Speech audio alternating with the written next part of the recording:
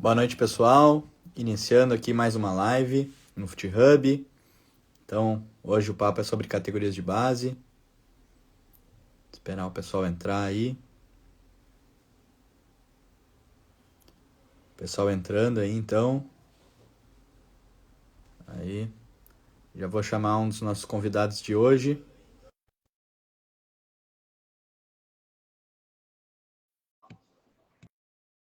Hoje é mais uma live aqui sobre categorias de base. Então, para quem não viu, desde semana passada aqui no FuteHub, a gente está fazendo essa série de lives sobre base.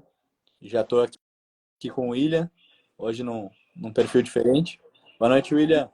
Boa noite, Romano. Como vocês podem ver aí, pessoal, estamos invadindo hoje aqui o perfil do Fernando no Instagram para falar sobre um tema que ele gosta bastante, categoria de base. Então, sejam bem-vindos aí todos os seguidores do Fernando aí também para nossa live de hoje, para falar aí com o Próspero Paoli sobre metodologia nas categorias de base. Cara que sabe bastante, né, Romano? Já vamos convidar ele aí para Isso aí. esse bate-papo. Próspero já está na área. Deixa eu ver aqui como é que eu convido ele. Vamos lá. Aí. Pessoal que está chegando aí, sendo bem-vindos. Alguns parceiros nossos, alunos. E o cara tá na área aí, Romano. Aí. Boa noite, tudo bem? Tudo certo, uma boa noite aí. Estamos juntos mais uma vez aí. Obrigado aí pelo convite de estar com vocês aí. Próspero, professor aí, já foi professor nas 2 turmas anteriores do curso Olhos para Base e está aí com a gente nessa terceira turma. Então, o William quer dar um recadinho inicial, explicar por que está usando o perfil aí do Fernando hoje, e aí depois a gente pode iniciar já. Claro, então, oficialmente boa noite a todos aí. Os seguidores do Fernando não devem estar imaginando aí um cara diferente hoje no perfil dele, mas estamos aqui hoje para falar sobre um assunto que ele gosta bastante, que é sobre categoria de base, e com um parceiro dele também aí, o Próspero, parceiro do FuteHub. Então, estamos aqui hoje para fazer nosso segundo episódio, né, dessa nova série de lives que estamos produzindo aqui no FuteHub, para falar sobre categoria de base, toda quinta-feira às 19 horas no Instagram. Semana passada tivemos o primeiro episódio e hoje estamos recebendo aí nosso professor, Próspero Paoli. Prazer em te receber aqui, professor. E passar aí para ti, Romano, para fazer a introdução aí para o pessoal. Boa. Eu não vou segurar muito aqui a palavra, então agradecer a todo mundo que está participando com a gente e já passo a palavra então para ti, Próspero, para tu começar contando um pouquinho da tua trajetória dentro do futebol, clubes por onde passou, essa tua carreira até o momento. Pois é, boa noite. Bom, inicialmente, mais uma vez, o meu agradecimento de estar aqui com vocês. Eu digo sempre que é importante que utilizar todos os canais para que nós possamos falar mais de futebol, né? E futebol na sua essência, né?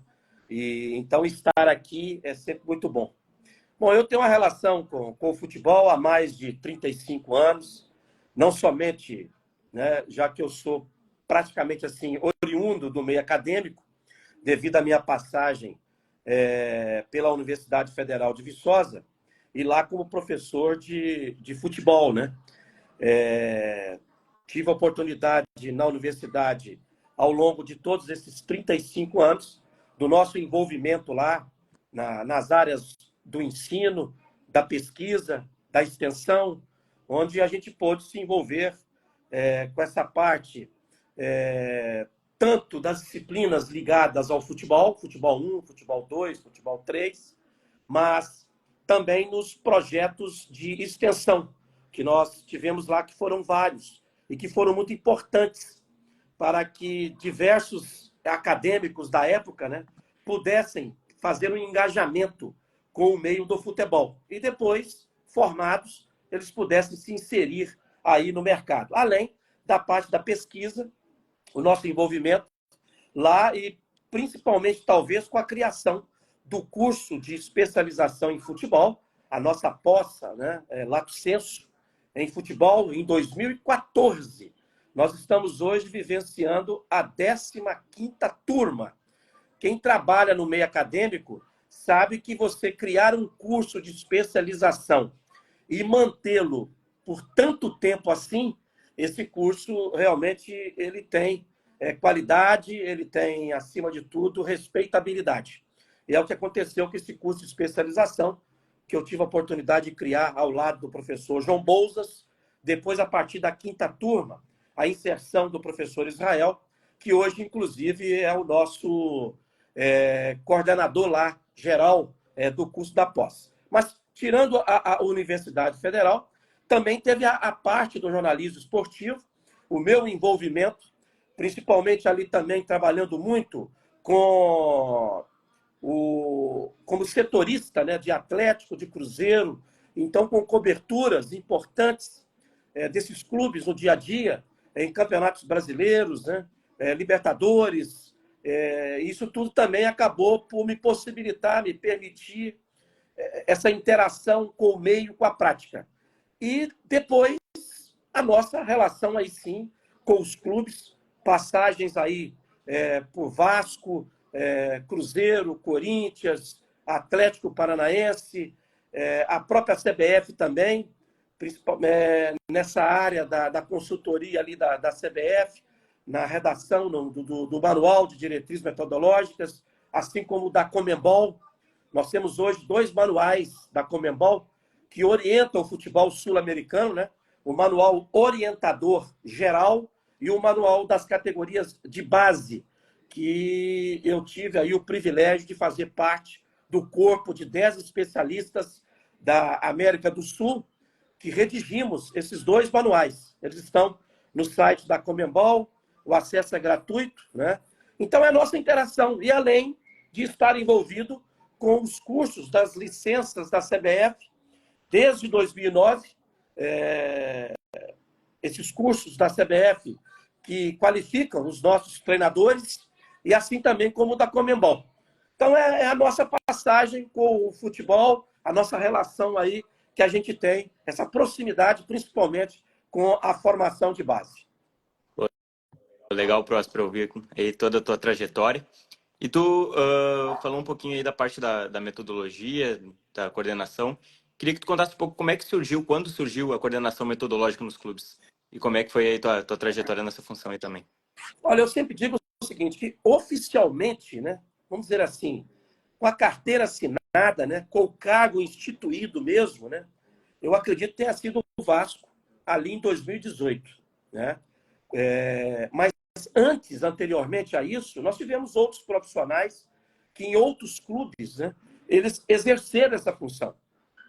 Mas eu sempre gosto de relatar como que surgiu essa possibilidade, essa oportunidade de eu estar exercendo esse cargo, né, de uma forma, como eu disse, oficial. Né? E foi no Vasco, porque eu sou convidado pelo Carlos Brasil para ser o coordenador técnico geral da base do Vasco. E na minha chegada lá em São Januário, no primeiro dia, o Brasil me fez uma solicitação que eu pudesse dar uma atenção total à construção do caderno metodológico da base do Vasco. E a partir dali, ele me deu um prazo. Em 30 dias, eu gostaria desse caderno pronto. E eu disse a ele, Brasil, um grande desafio, porque 30 dias para construir uma metodologia, né, tendo a participação, né, de todo o corpo técnico, é uma missão difícil, mas vamos lá. A partir dali, eu coordenei, junto com mais 3 colegas na época do Vasco, o Igor Guerra, o Douglas Coelho e o Alexandre Gracelli, nós coordenamos, então, a condução da construção desse caderno.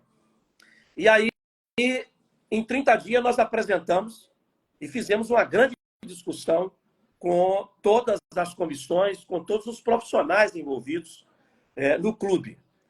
Principalmente ali das categorias do Sub-15, Sub-17 e Sub-20.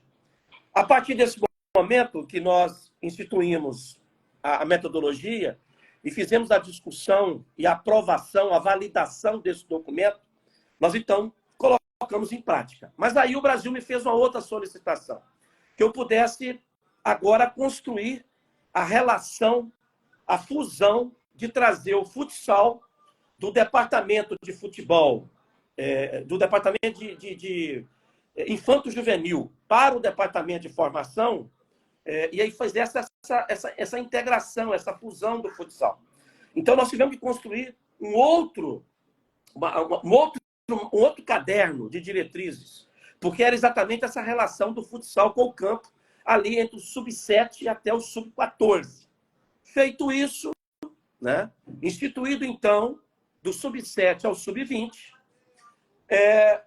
nós partimos, vamos dizer assim, para a parte prática mesmo, né? E aí, numa dada reunião, o Brasil me fez o seguinte questionamento.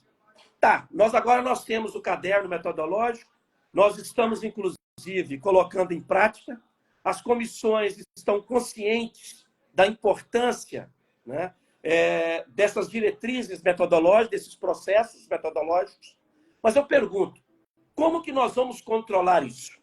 Como que nós vamos avaliar que isso realmente está sendo implementado? Mas, principalmente, quem vai ser o profissional que vai cuidar desse controle e dessa avaliação? Foi aí, então, que nós instituímos algumas ferramentas, alguns instrumentos de avaliação e controle da metodologia. Por exemplo, os pré-treinos, que todos os profissionais tinham que planejá-los, produzi-los, né, e entregá-los de toda a semana programada, né? Nós tínhamos também o pré-jogo, que era exatamente a prévia da preleção dos senadores. Nós tínhamos o instrumento também de avaliação dos pós-jogos, porque nós também instituímos reuniões de pós-jogos, que se tinha o pré-jogo, a gente batia a estratégia do jogo, né, ou da competição, a gente tinha, então, os pós-jogos ou os pós-competições. Uma planilha de conteúdos que a gente pudesse controlar como que esses conteúdos estavam sendo implementados. Então, ao final do mês, gerava para a gente um documento, né, com dados estatísticos de como que a gente estava aplicando esses conteúdos. A partir, então, desses instrumentos, é que surgiu exatamente essa questão de quem queria ser responsável por isso. Foi quando o Brasil me disse, o Próspero, acho melhor que você seja o nosso coordenador metodológico. E foi aí, então, que eu passei a exercer a função lá no Vasco, de ser o coordenador metodológico geral de todo o processo do sub-7 ao sub-20. Mas aí, nesse caminhar, o Brasil também muito preocupado com o setor da captação do clube e com uma das etapas que eu julgo das mais importantes dos processos de prospecção do talento, que é a primeira etapa desse processo, que é a oportunização. E o Brasil entendia, e eu também, de que os clubes, e ainda hoje, né, acontece muito isso, que os clubes exploram mal as escolas de futebol que eles possuem. Muitas das vezes sem nenhuma relação com o futebol de base do clube. Foi aí, então, que nós instituímos a Vasco Academy. E nós tivemos que conceber uma metodologia própria para as escolas de futebol do Vasco. Que a gente pudesse também aproximá-las do futebol de base e que servisse realmente como instrumento de oportunização. Então, é nesse sentido que surgiu essa questão do cargo aí, né, de eu exercer esse cargo no Vasco e depois fui exercê-lo aí no Cruzeiro, no Corinthians, já como um coordenador técnico também, né, e no próprio Atlético Paranaense, que além da parte metodológica, também a parte técnica. Boa, próximo. Então, a gente viu aí por tudo que tu contou, um pouquinho da importância, né, dessa função, e tu citou aí no meio da tua explanação justamente um momento em que os funcionários do Vasco, os gestores, entenderam a importância de ter essa metodologia. Como é que foi esse processo desse entendimento? O que foi utilizado para mostrar para esses profissionais a importância e qual tu acha que é a importância de ter uma metodologia em um clube hoje? Eu coloco que a metodologia ela é como se fosse o planejamento estratégico, né, de uma empresa. É o planejamento estratégico do clube. Porque na medida em que você tem os processos metodológicos, que você tem as diretrizes metodológicas e os instrumentos de avaliação e controle dessa metodologia, você passa a ter um controle maior acerca do processo da formação. Então, eu vejo que a metodologia ela é crucial para isso. Porque ela não envolve apenas o modelo de jogo, né? O jogo que se quer praticar, mas também envolve o perfil, a característica do jogador que você pretende ter, né, para praticar esse jogo, né? Então, na verdade, a metodologia é o coração de todo o trabalho, né? E é claro que isso ainda é muito incipiente nos clubes. Tem muitos clubes que ainda não têm um coordenador metodológico, né? Não tem ainda, muitas das vezes, um caderno metodológico, mas já é muito presente hoje nos clubes. A gente percebe em Minas Gerais, por exemplo, Atlético e Cruzeiro, né? Você tem o Ciro lá no Cruzeiro, você tem o Gibson lá no Atlético Mineiro, né? Você já tem essa figura, né, em outros clubes, como no próprio Rio de Janeiro, lá no Botafogo, né? No Fluminense, o Guilherme Torres, que hoje está no Grupo City, no Bahia, que exerceu essa função lá, né? Já tem clubes formadores, inclusive, com profissionais, né, já atuando nessa área. Então, ela expandiu muito, mas ainda carece de que nós tenhamos realmente, em praticamente todos os clubes, instituído uma metodologia que você tenha, inclusive, um coordenador dessa área. Não é fácil, principalmente nessa época de 2018, nós estamos falando aí de 6 anos atrás, né? É muito pouco tempo, né? Mas é isso mesmo.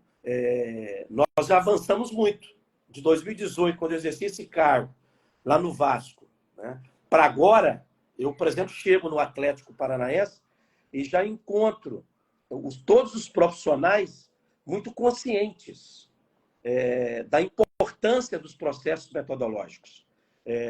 Então, a gente não teve praticamente, assim, diria, o trabalho de ter que conscientizar os profissionais. Não, os profissionais lá, eles já estavam, né, conscientizados, inclusive tendo isso como uma rotina deles, né, do cotidiano de cada um deles. Mas eu tive, sim, desafios, por exemplo, lá no Vasco, de instituir isso, que era uma coisa muito nova no futebol brasileiro. Profissionais já muito experimentados, como o Marcos Valadares no Sub-20, né, o Celcinho no Sub-17, o Dudu Patetucci no Sub-15, o Douglas no Sub-14. Então, quer dizer, profissionais já experientes e de você ter que implantar processos, diretrizes metodológicas. Mas é o que eu sempre digo também, né? O futebol sempre vai ser uma constante relação de confiança das pessoas acreditarem naquilo que está sendo feito, que é para o bem delas, que é um meio facilitador para o trabalho de todos, mas, acima de tudo, uma questão que eu coloquei muito clara lá no Vasco na época, para todos eles, é de que a gente precisava de instituir um planejamento que fosse verticalizado e, sendo verticalizado, ele precisaria de ser integrado. E, sendo verticalizado e sendo integrado, a necessidade de nós termos alguns conceitos, alguns comportamentos, algumas ideias que pudessem nortear o jogar do Vasco. Apesar de nós termos hoje um jogo que é global. Nós temos alguns comportamentos que, independente do clube, ele é globalizado. Por exemplo, você perde a bola. Perdeu a bola, você tem que imediatamente reagir a essa perda da bola. Então, isso é um conceito, é um comportamento, eu diria, global. Se você pensar assim, qual é o perfil e característica ideal de um jogador. Você tem algumas características que pertencem a um jogador que é global, que não é só o jogador que é formado em determinado clube. Ele pertence a uma característica globalizada. Jogador técnico, inteligente, intenso. Isso são perfis, características de um jogador, de um atleta global. Mas, mesmo assim, nós precisamos de ter uma forma de jogar, né? Um jogo característico e que, inclusive, respeite a história do clube.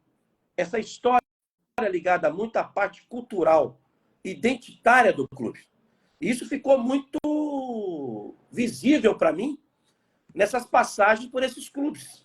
A diferença que foi esse jogar do Vasco, um pouco semelhante com o do Cruzeiro, mas já com a diferença significativa no Corinthians e no próprio Atlético Paranaense, que tem uma forma de jogar que só basta você ir para a arena, acompanhar os jogos do Atlético na arena e você acompanhar o comportamento dos torcedores. Que ali você, com clareza, você identifica o tipo de jogador, qual é o perfil, qual é a característica e, principalmente, que tipo de jogo que a torcida, né, ela não abre mão, que é inegociável para o clube. Então, são esses detalhes que você tem que conscientizar os profissionais e fazer com que eles entendam que, independente da idade, da formação, você tem princípios, conceitos, comportamentos, ideias que são inerentes a todas as idades, a todas as categorias. Por isso que ele é integrado. Porque o treinador do sub-15 tem que acompanhar o que está acontecendo com o do 14. O do 17 tem que acompanhar o que está acontecendo com o do 15. O do 20 tem que estar atento ao que está acontecendo com o 17. E ele é vertical na medida em que você, ano a ano, em cada idade, em cada formação, você tem conteúdos que são prioritários. Então, por isso que ele é vertical, ele é integrado. Não se pode pensar em um clube, num processo de formação de base, de médio e longo prazo, em que as comissões não possuem a integração entre elas. Elas têm que estar muito bem integradas. Integralidade nos remete ao fato principal de que o treinador da categoria acima, por exemplo, do 20, tem que conhecer tudo o que está acontecendo com o 17. Então, por isso, você tem que ter um grupo da metodologia em que todos recebem os planos de treinos de todos, que todos recebem os pré-jogos, que todos têm liberdade de participar das reuniões metodológicas, das reuniões pré-jogos, das reuniões pós-jogos, das reuniões pré-treinos, das reuniões pós-treinos. Ou seja, é um processo que tem que ser de conhecimento de todos, porque, afinal de contas, o produto final da formação de base é exatamente você inserir jogadores na equipe profissional, que eles possam conceder os retornos dos campos técnicos e financeiros aos clubes. Boa, Próspero. Eu quero pegar agora uma parte que tu falou aí na tua resposta sobre a identidade. Identidade dos jogadores, identidade que a torcida não abre mão. E eu queria te perguntar, no teu ver hoje, qual que é a identidade do futebol brasileiro? Porque antigamente as pessoas falavam que o futebol brasileiro era um futebol que os atacantes driblavam, que os pontas driblavam, que o camisa 10 era o mais armador. Como é que tu vê hoje a questão da identidade do futebol brasileiro? Uma boa pergunta. Inclusive, esse ano, na convenção da Conmebol, dos instrutores, que nós estivemos lá, e isso foi muito discutido, amplamente discutido, né? Estavam lá, inclusive, treinadores, né? O Dorival, inclusive, estava nessa convenção da Conmebol, e foi um assunto dos mais discutidos dentro da Conmebol, o resgate do DNA do futebol sul-americano. E é recorrente essa discussão no futebol brasileiro, principalmente em épocas assim de Copa América, Copa do Mundo, né? Que a gente sempre volta nessa discussão com relação à seleção brasileira. E sempre tem essa discussão também que nós não formamos mais tantos jogadores como a gente formava no passado, né? e principalmente não forma mais jogadores com aquelas características que pertenciam a um determinado DNA do futebol brasileiro. Essa consultoria que eu prestei à CBF junto com o professor Israel em 2020, 19 e 21, nós escrevemos lá, fizemos a redação a partir das percepções de mais de 100 profissionais do futebol que nós entrevistamos. E o primeiro capítulo tratou exatamente disso, o DNA do futebol brasileiro. E a primeira pergunta que nós tivemos que estruturar uma entrevista semi-estruturada para que a gente pudesse exatamente entrevistar esses profissionais que fizeram a história do futebol brasileiro, que continuam fazendo a história do futebol brasileiro. E a primeira pergunta era essa, se existe um DNA que caracterize o futebol brasileiro. E praticamente houve unanimidade dos entrevistados, né, que realmente existe. E que DNA é esse? Ele está muito ligado a principalmente essa questão dos duelos do 1 para 1 e desse duelo ofensivo, dessa característica ofensiva do nosso jogador brasileiro, do drible, da ousadia, né? desse jogo com liberdade para que o atleta pudesse assumir riscos. Então, talvez o que mais caracterizou o nosso jogador ao longo de décadas, e é o que a gente mais valoriza hoje, na verdade, também, no nosso jogador brasileiro, a gente continua valorizando isso, que a gente continua querendo ver isso, principalmente em termos de seleção, mas também nos clubes, apesar que é diferente do clube da seleção, né? Porque o clube tem hora que a gente aceita o time jogar mal, mas ganhar, né? Ele foi campeão jogando mal, mas foi campeão. O que importa é isso. Ninguém vai lembrar que jogou mal. Vai lembrar que foi campeão. A seleção brasileira já é diferente. Há sempre uma discussão em cima que a seleção brasileira ela tem que ganhar e tem que jogar bem. E o torcedor, a imprensa cobra. Ganhou, mas não jogou bem. Né? Hoje até coloquei no meu Instagram um recorte de uma entrevista do Tele Santana no Roda Viva, em 1992, ele falando exatamente sobre isso. A seleção de 82, aquele famoso jogo do Sarriá contra a Itália, do 3-2. E o que o Tele coloca, que da mesma forma que você pode jogar ofensivamente e tomar o gol, se você colocar o time todo lá atrás, você também pode tomar o gol. Né? Então, melhor atacar. Então, esse sempre foi o DNA do futebol brasileiro. 58, 62, 70, 82, né? 94, 2002. As nossas seleções com um futebol muito ofensivo e principalmente com jogadores muito habilidosos, muito criativos e com esse 1 para 1, né? Muito latente. E que a gente tinha mais, talvez, em décadas passadas. Nós tivemos um dado momento do futebol brasileiro, e aí eu me remeto ao meu tempo do jornalismo esportivo, que a gente escalava as equipes, né? Ponta direita, ponta esquerda. E a gente tinha uns pontas mesmo. E esse ponta, ele tinha essa característica ofensiva do duelo, do 1 para 1, de ir para cima, do drible, né? E vem à nossa memória diversos jogadores, como talvez o mais emblemático deles, que seja o Garrincha, né? Mas nós tivemos estupendos jogadores do futebol brasileiro com essa característica, né? Então, talvez seja isso, essa questão desse DNA, dessa identidade do futebol brasileiro, que sempre foi muito ligada a isso, desse jogo muito ofensivo, né? Boa. Acho que são bons pontos aí.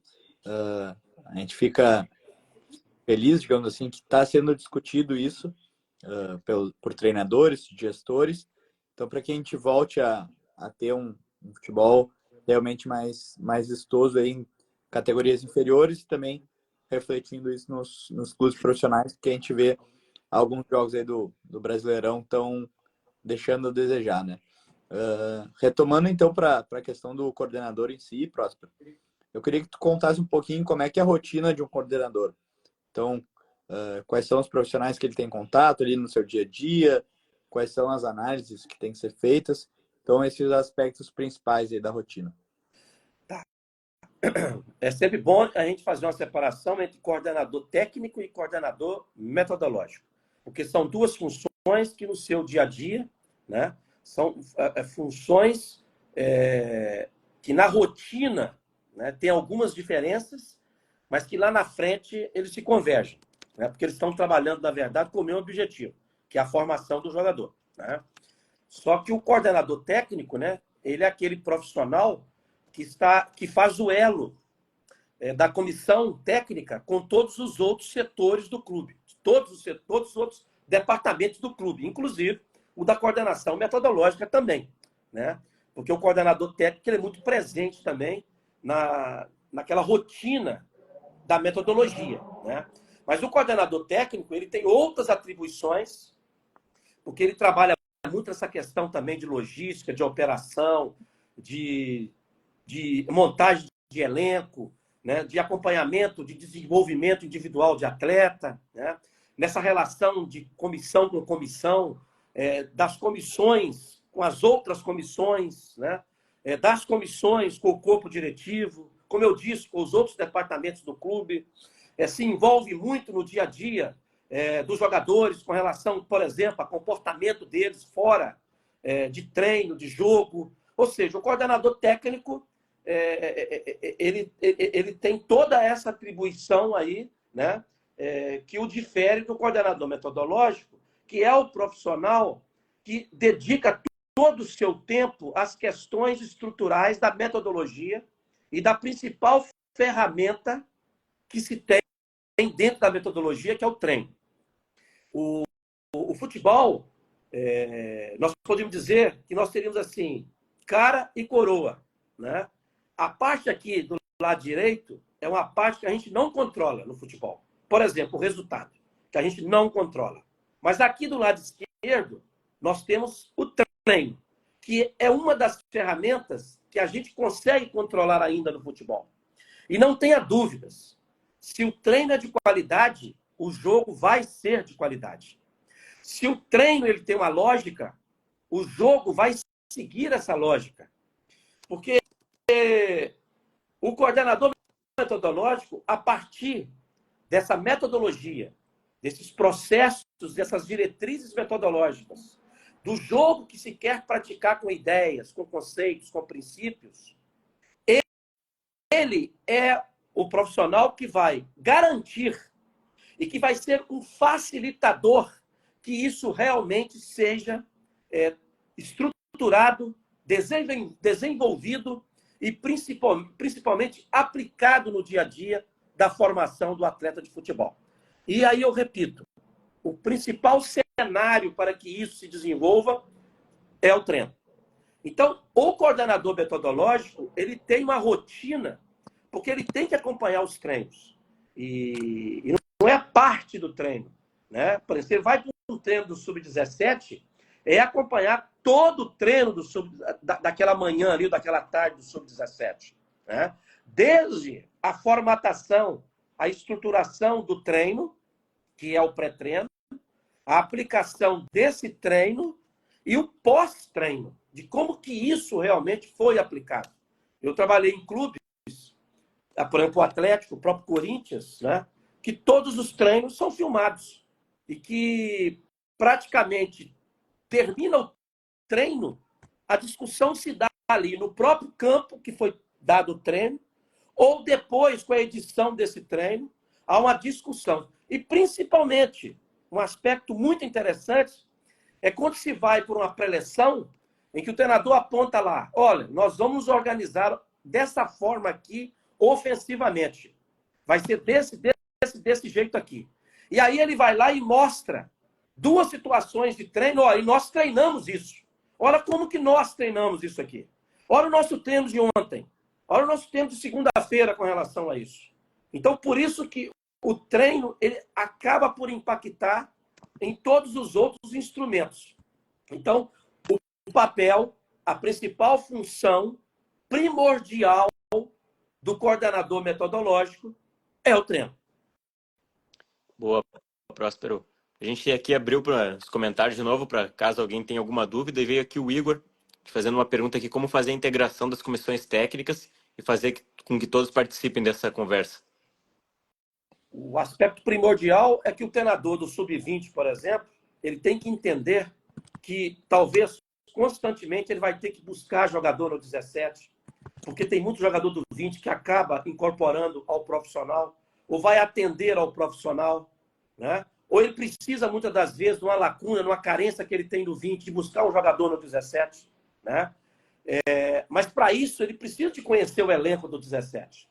Para isso, ele precisa estar acompanhando o que está acontecendo com o Sub-17. E aí, um detalhe. Não adianta o treinador do Sub-17 aplicar alguns conceitos, algumas ideias, alguns comportamentos e ter um jogo muito diferente daquilo que o do 20 faz, né? É preciso ter essa integração, né? Aí eu volto naquela questão. É claro que você tem no dia a dia o tempero dos treinadores. Os treinadores são diferentes. Quando você está num clube, você muitas das vezes convive com isso. O treinador do 20 tem um perfil, do 17 tem outro, do 15 tem outro. Eles podem ter diferenças de características, de comandar, por exemplo, né? Mas aquelas principais ideias, os principais conceitos, os principais comportamentos do jogo que se quer jogar, ele tem que ser inerente ao clube. E então, por isso que é uma questão de conscientização dos treinadores de que eles precisam de estar acompanhando o que está acontecendo com a categoria abaixo. Até porque é o seguinte, o jogador que esse ano é sub-15, ano que vem ele pertence ao sub-17. O jogador de último ano do sub-17 aqui, ou talvez é do primeiro ano que vem ele é 20. Né? Então, a premissa de que eles precisam de estarem integrados. E para estar integrados, eles precisam de participar da rotina do que está acontecendo com a outra categoria. Então, participar de alguns pré-jogos, de alguns pós-jogos, das reuniões de elencos, né?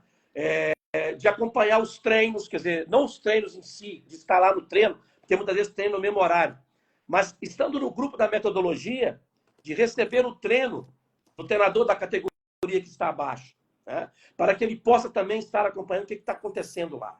Então, é nesse sentido aí que eu vejo, e a importância que se tem deles estarem ali integrados. Até porque pode acontecer também de um treinador, por exemplo, do Sub-17, com a possível saída do treinador do 20, uma promoção dele, né, auxiliar técnico do profissional, dele vir assumir a equipe, né, e ele estar acompanhando o que realmente está acontecendo com a categoria. Boa, Próspero. Agora uma pergunta aqui do Jorge. Ele fala que, que a maioria dos clubes fazem trabalho em campo reduzido. Pergunta se isso interfere na questão física de cada atleta. Olha, o treino, quando você vai para a semana e que você vai estruturar a semana de treino, por isso a importância de que a semana de treino ela não pode ser estruturada de forma segmentada, fragmentada, né? Fragmentada. O preparador físico monta a sua parte, o treinador de goleiro monta a dele, o treinador monta a dele, depois eles juntam as partes. Não pode. O treino da semana ele tem que ser estruturado com todos eles em conjunto, tá? Até porque é o seguinte, você jogou num sábado, por exemplo, e domingo é uma folga, segunda-feira ainda é um momento de recuperação, né? Então, você tem que tomar muito cuidado com a questão de volume e de intensidade das cargas de treino. Por exemplo, qual é o dia da semana que é mais volumoso? Se você jogar no sábado e jogar no outro sábado, você vai perceber que a quarta-feira é um dia de maior volume, né? Porque você vem de um jogo de sábado, do domingo, da segunda-feira, terça-feira você começa ali a aumentar a curva, quarta-feira ela chega no ápice dela, para ela ir caindo de novo na quinta, na sexta-feira, para chegar sábado e aí sim jogar novamente. E aí, um dos cuidados são exatamente com essa questão de que eu vou hoje reduzir o campo, que dia que nós vamos abrir o campo, mas também esse aspecto de que você hoje é campo reduzido. Hoje vai ser mais os jogos pequenos, mas você tem que ter um controle de volume, de intensidade, até porque a recuperação do atleta de um trabalho em um campo reduzido é diferente de um campo grande. Entendeu? Boa. Agora a última aqui, do Maurício, perguntando se há métricas para acompanhar o resultado da metodologia utilizada nas categorias de iniciação. Sim, como eu disse, nós temos esses instrumentos.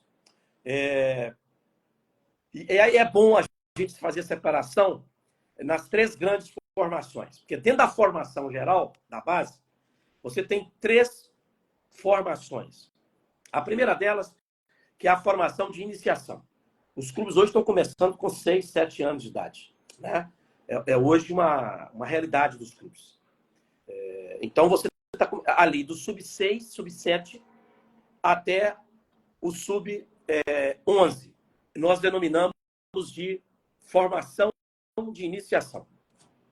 A formação de desenvolvimento vai dos 12 até os 15. E do 16 até o 20 é a formação de alto rendimento. Em cada formação dessa, em cada categoria dentro da formação, você tem um conteúdo que ele é específico. Você tem um conteúdo que ele é inerente àquela idade, àquela formação. Tá? Então, você precisa controlar isso. E como que você controla isso? Você tem que, a partir de uma planilha, que você elenca os conteúdos prioritários, que não podem deixar de ser trabalhados. Por isso que o planejamento é verticalizado. Ele é vertical por isso. Porque você não pode deixar, por exemplo, lá com 8, 9, 10 anos de idade, 11 anos de idade, prioritariamente é o desenvolvimento motor cognitivo, né? Então, você precisa de dar muita ênfase a isso, as capacidades coordenativas, as habilidades psicomotoras, né? As capacidades motoras básicas, né? O entendimento, o aprendizado do jogo pelo próprio ambiente do jogo, né? Isso é prioritário.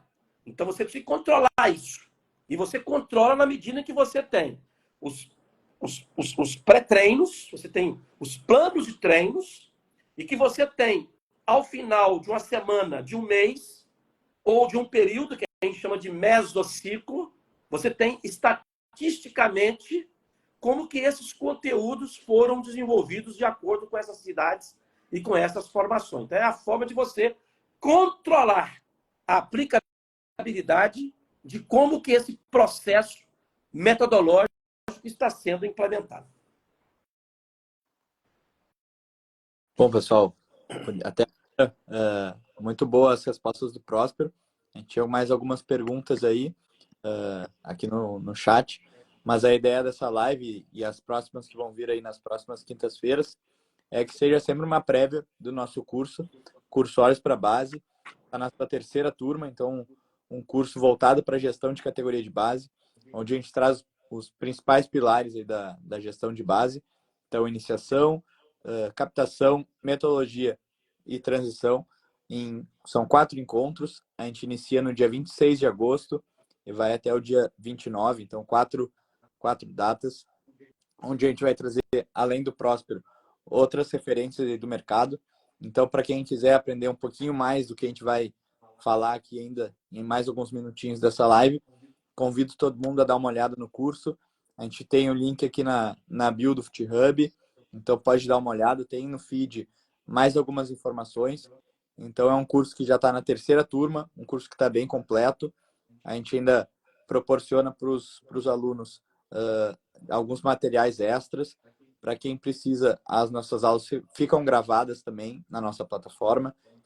Então, se tu não conseguir assistir ao vivo, tu tem a oportunidade de rever.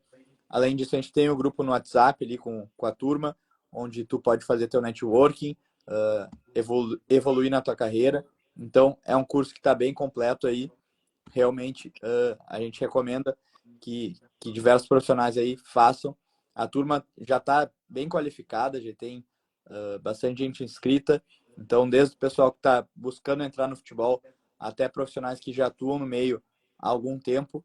Então, vai ser mais uma turma aí bem legal da gente ver, de participar. Então, todo mundo que está assistindo a live, depois que acabar aqui, dá uma olhadinha ali no perfil do FuteHub, busca mais informações. Se precisar também, manda uma mensagem para a gente e participa aí com a gente dessa próxima turma. William, quer chamar a próxima pergunta aí? Boa. Queria te perguntar, Próspero, a gente aqui tem no momento estamos com mais de 30 pessoas simultâneas nos vendo. Muitas dessas já estão pensando em fazer o curso, ou muitas já garantiram sua inscrição e têm o desejo aí de ingressar nesse mercado das categorias de base, trabalhar com isso. Então, eu queria te pedir aí que dica tu dá, quais habilidades tu vê que um profissional que trabalha com categoria de base precisa ter para conseguir aí se sobressair na área. Talvez um dos principais aspectos, porque não é somente o atleta que está em processo de formação, mas também os profissionais, né? De todos os campos de atuação. Seja lá o treinador, o preparador físico, auxiliar técnico, o analista de desempenho, né?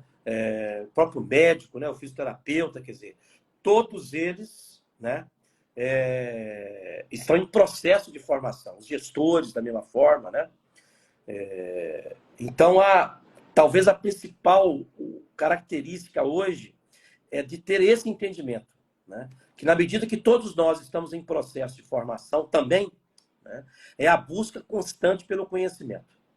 Esse é o principal aspecto que nós temos que realmente ter muito, sabe,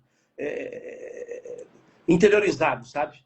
De nós, a todo momento, estamos buscando essa constante, né, atualização, essa busca pelo conhecimento. Eu sempre coloco isso nos cursos aí que eu desenvolvo, né, palestras. Eu não sou o mesmo Próspero, que em 1985 deu a primeira aula de futebol lá no curso de Educação Física da Universidade Federal de Viçosa, né? Eu não sou o mesmo Próspero que deu a primeira aula na licença C da CBF Academy. Ou seja, a gente está sempre em constante mudança. E nós temos que estar em constante mudança, né? E sempre buscando atualizações. O futebol, a gente sempre fala isso. O futebol, apesar de que ninguém mais vai descobrir, né? O futebol está descoberto, né? O futebol tem seus momentos, né? Que ninguém vai descobrir outros, né? Mas o futebol sempre passa por atualizações. Mesmo que em alguns momentos, né? É como se fosse a questão da moda, né? Tem determinados momentos que você volta lá atrás, né? Eu fico vendo hoje os jogadores de futebol, né? Num dado momento, o calção era lá no joelho, né? Hoje, se puder, eles jogam de sunga, né? Então, você vê um modismo, né? Assim também é o futebol. As suas tendências, no campo tático, principalmente, né? São as tendências, mas nós temos que estarmos, na verdade, atentos às tendências do futebol.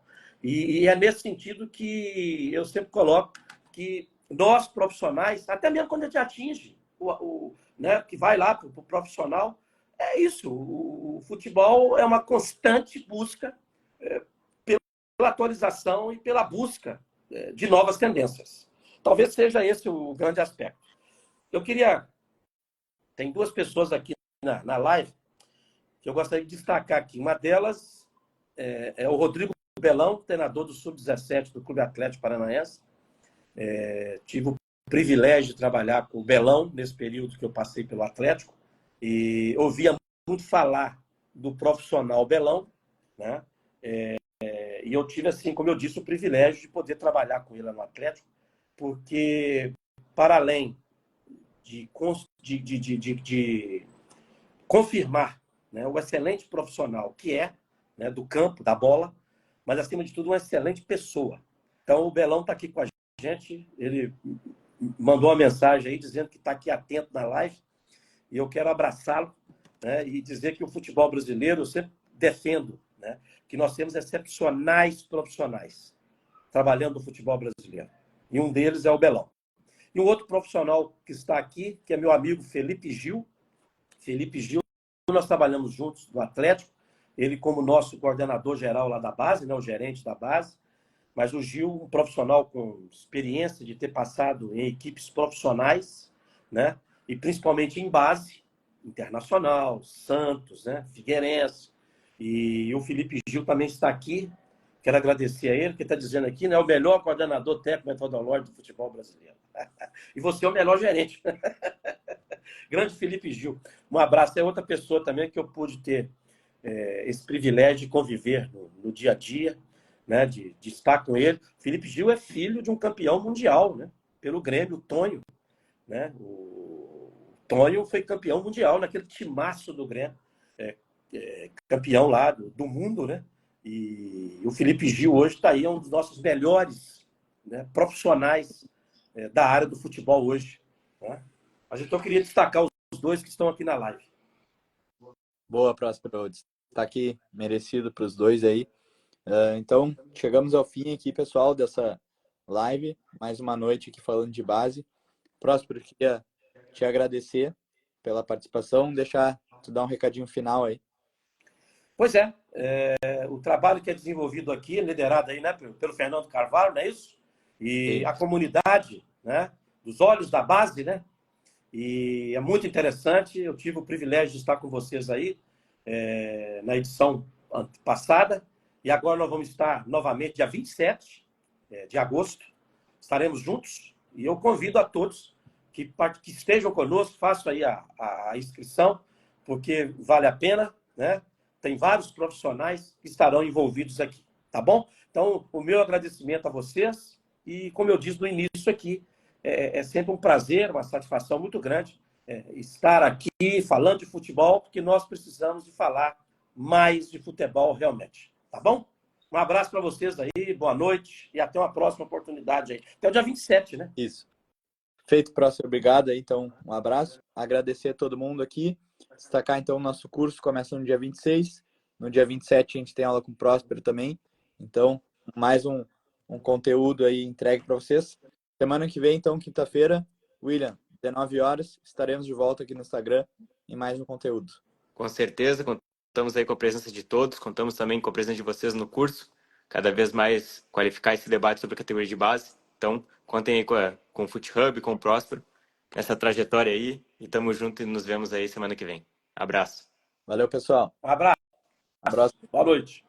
Eu. Obrigado.